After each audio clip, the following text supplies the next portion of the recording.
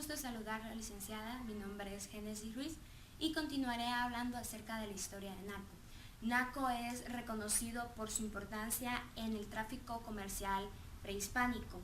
Yume, el primer hondureño en tener comunicación con los españoles, en julio de 1504, en la isla de Guanaja, traía productos del área comercial de Naco. Naco era un centro comercial y posiblemente cabecera de una gran provincia.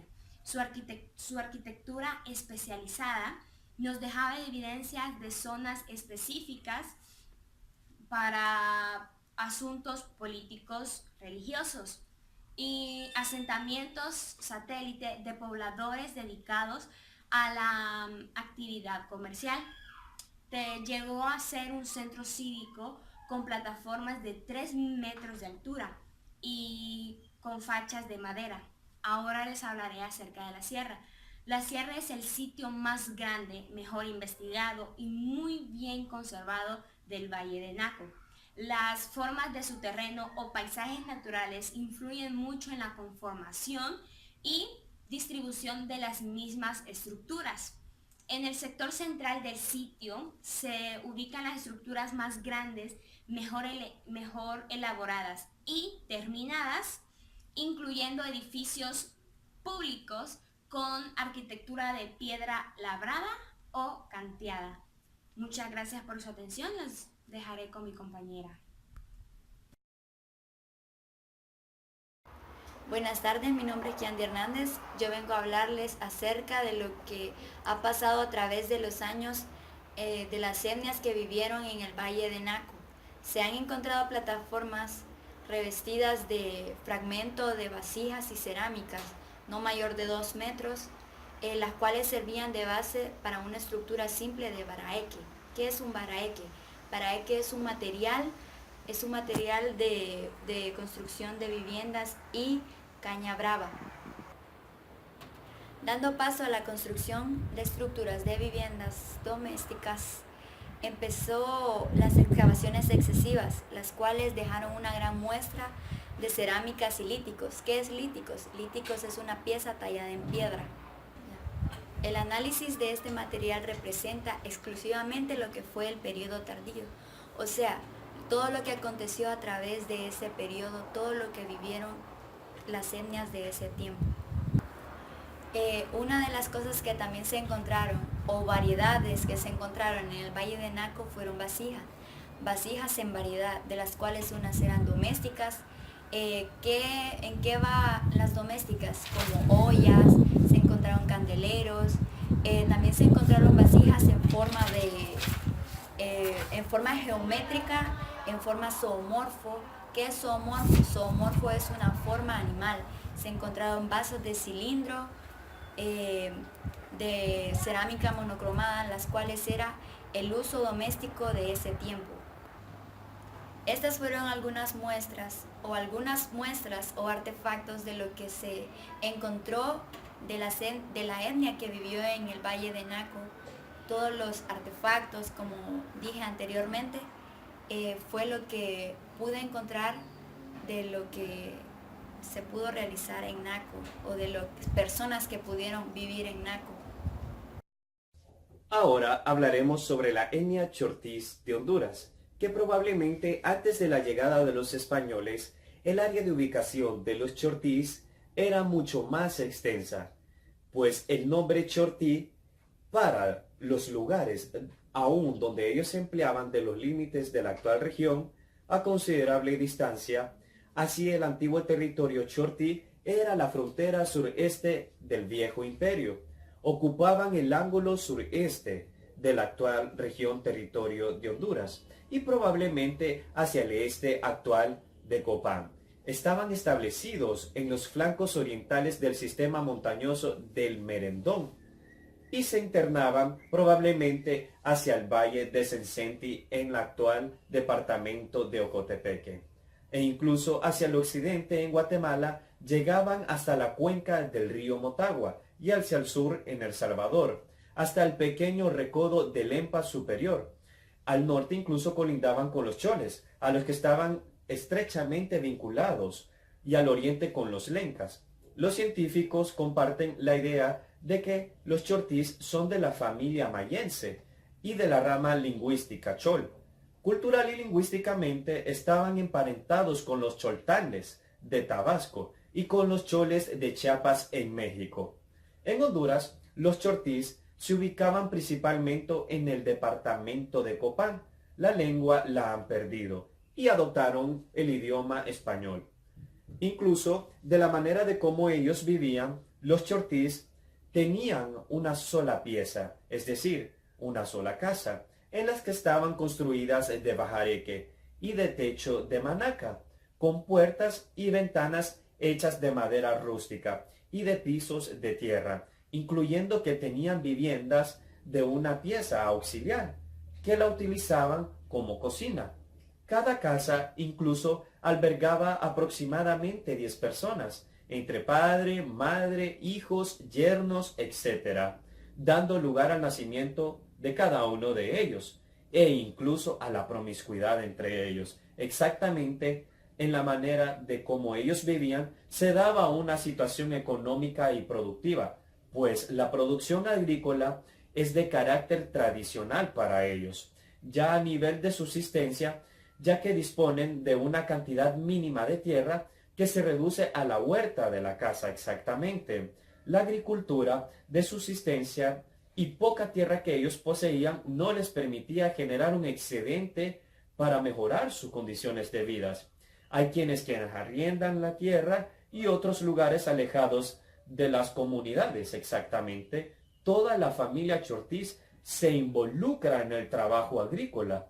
Limpian el terreno, hacen la siembra, mantienen los campos y recogen las cosechas. El parentesco es el que determinaba el mecanismo de distribución y el aprovechamiento del mismo producto agrícola, los cuales hoy en día producen cafetales, lo que se le ha provocado que compren sus alimentos en otras regiones, en los lugares de bajo agua calientes, el Chispal, el Porvenir, el Triunfo y el departamento de Copán. Los chortís están ubicados en la sección del oriente de Guatemala, principalmente en el departamento de Chiquimula, también en el territorio de Honduras, en el departamento de Copán, también en el departamento de Ocotepeque y una estrecha franja en la parte norte de los departamentos de Cortés y Santa Bárbara. Los campesinos de tradición chortí en Honduras están ubicados en las aldeas de El Encantadillo, Cedral, Porvenir, Potreríos, San Antonio, San Francisco y Minas de Piedra. Esas aldeas son provenientes del departamento de Copán. La población chortí de Guatemala es donde está ubicado el centro cultural de este grupo y está aproximadamente sobre los 55,000 chortís. Los chortís en Copán utilizan fundamentalmente el español como medio de comunicación y quedan muy pocos hablantes del chortí, y los que sí hablan en chortí aún son provenientes de Guatemala. La situación de las viviendas chortís, bueno, estas viviendas están formadas por una sola pieza y construidas con amanaque y techo de manaca. Las puertas y ventanas son hechas de madera rústica y el piso es de tierra. Hay viviendas que contienen una pieza auxiliar. Comúnmente la utilizan como cocina. Cada casa alberga alrededor de 10 personas. En ellas va incluido la madre, el padre, el hijo, el yerno, etc. Por lo general, la vivienda principal de la familia contiene 2 dormitorios, un troje que se le llama a los almacenes, donde almacenan la comida, una cocina, un excusado, una casa altar. Y producción. Las tierras en poder de los chortís son pocas y la mayor parte son áridas en lugares como Quebrachos, Llanitos, 60,000 primero y segundo, Agua Caliente, El Triunfo, El Chispal, El Porvenir, Santa Rosita, Los Arcos, entre otros. Los campesinos chortís en estas tierras se dedican principalmente al cultivo del café, pero también en otros lugares como Guzmán, Hacienda Grande, El Chilar, Monte de Negros, Estanzuelos, la gente se dedica al cultivo de los granos básicos, como ser el maíz, el maicillo y los frijoles. Para los campesinos chortís, la tenencia de las tierras es lo más valioso que ellos poseen y las utilizan para medir su riqueza a nivel individual y familiar. Los vecinos miden su riqueza con base a la extensión de tierras que poseen y en la productividad que le dan a ella, el número y la dimensión de las casas construidas, los árboles frutales y el grado de belleza del terreno. El ciclo del trabajo de la tierra para los chortís se mide en todo su año social, religioso y económico, con el inicio de las lluvias, por lo general a finales de abril o principios de mayo. Mayo es considerado la estación de las lluvias, que para los campesinos chortís es el mes más importante del año. Antes de esta fecha, durante varios meses, ellos no siembran casi nada. Y lo que hacen ellos es viajar a las fincas de café para colocarse como cortadores. Muchas familias viven estos meses de formas precarias, de los restos de la última cosecha de maíz, que ellos guardan en sus graneros, y también viven de algunos tallos, hojas y frutos. Con frecuencia, algunos familiares más pobres terminan las cosechas en febrero y se sustentan los demás meses con frutas. El resto de los meses, octubre y noviembre, los campesinos cosechan frijoles y también tienen maicillo, que permanecen verdes en sus campos durante estos meses que hay lluvias. Los campos y los huertos quedan despejados de vegetación silvestre a principios de abril, a diferencia de los campos sembrados de café, que cubren la mayor parte de sus tierras.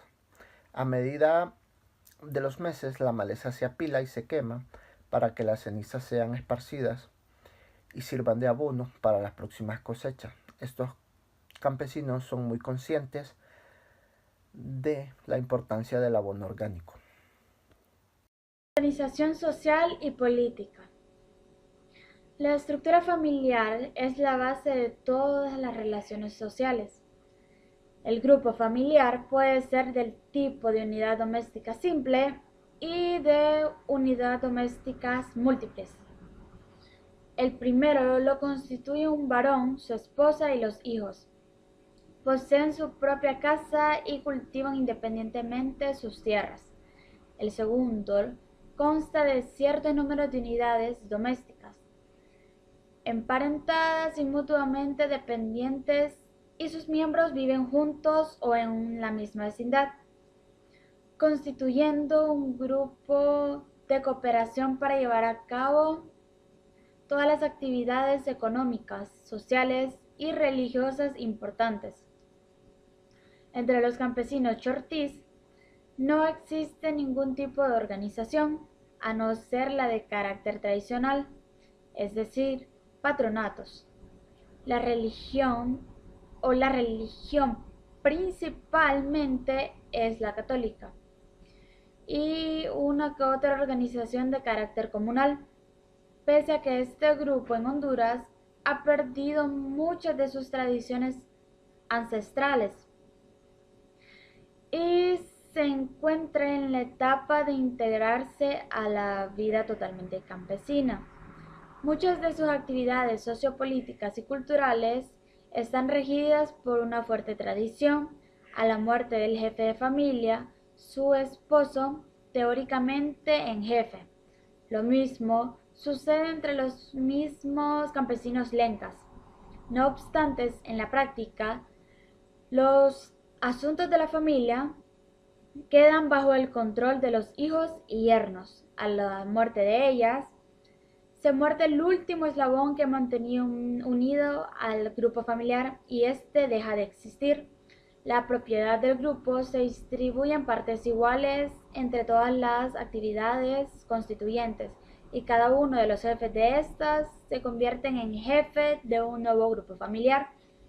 El tipo de unidades múltiples parece ser el más común.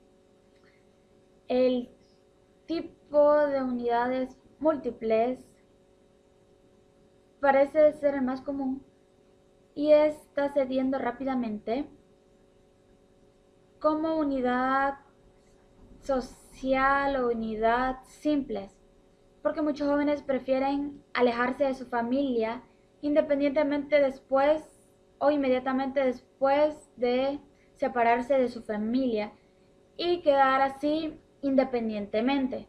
Los campesinos con tradición chortí está estrechamente unido a su familia, a la tierra y a su vecindad en que ha vivido siempre y se considera parte indispensable o parte inseparable de su familia, y hablan de su gran inmensidad o su gran productividad de maíz.